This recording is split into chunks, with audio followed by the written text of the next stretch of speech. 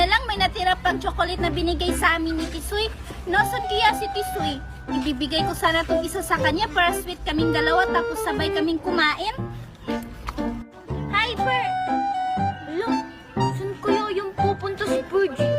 Parang ang saya-saya niya naman. Sinundan ko nga, baka pupunta siya kay Tisoy. Makoy, anong nangyari sa'yo? Ba't ang tahimik mo? Wala, para kasing crush ka na ni Angel at ni Virgie. Mga chicks ko pa naman sila. Huwag kang mag-alala, Makoy. Magkaibigan lang kami. Sus, siguraduhin mo lang ha. Hindi tayo bati, pag-crush mo na din sila. Oo naman, sigurado ako. Hala, yung si Tisoy. Hulubot ko sa amo niyo si Makoy. Bahala na nga.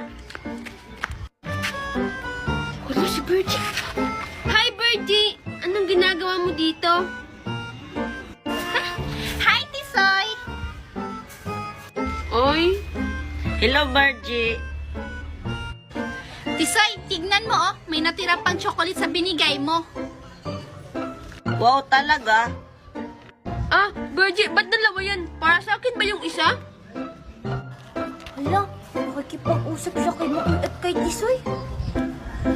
Hindi. Para sa amin to dalawa ni Tisoy. Tumabi ka nga dyan.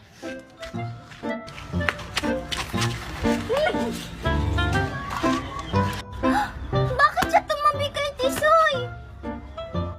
O Tisoy, sa'yo tong isa. Sabay natin tong kainin. Sige, Virgie. Sige, aalis na ako. Mag-date kayo yung dalawa. Sige Makoy, bye-bye. Buti na lang nasulo ko na si Tisoy. May sinasabi ka ba, Virgie? Wala Tisoy. Tara, kainin na natin to. Uy, Angel. Makoy, bakit niya kasi binigyan ng chocolate? Anong pinagsasabi mo? Si Virgie. Nagsiselos ka, no? Ano naman?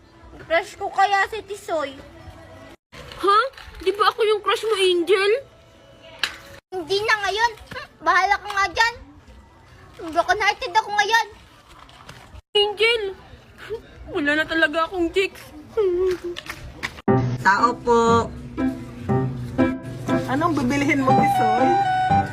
Pabili po ng egg na gold. Itlog na gold o ito o Tisoy? Salamat po, Mama Kureng. Walang anuman, Tisoy. Ang lamig ng